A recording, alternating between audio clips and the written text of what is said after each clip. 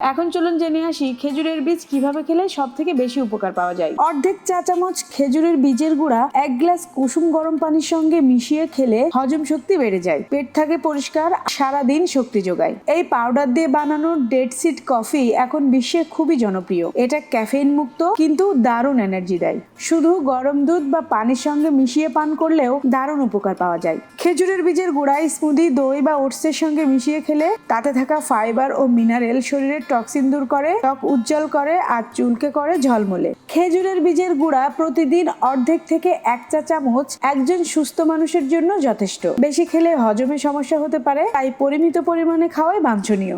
এই ভিডিওটি দেখার পর আশা করছি আর খেজুরের বীজ ফেলে দিবেন না। এই ছোট্ট বীজে আছে শক্তি, পুষ্টি, রোগ প্রতিরোধের ক্ষমতা ও সৌন্দর্যের যত্ন। প্রাকৃতিক এই দানকে কাজে লাগান আর সুস্থ থাকুন প্রাকৃতিকভাবে। সম্পূর্ণ ভিডিওটি দেখতে এই ভিডিওর নিচে দেওয়া লিংকে ক্লিক করুন। ধন্যবাদ।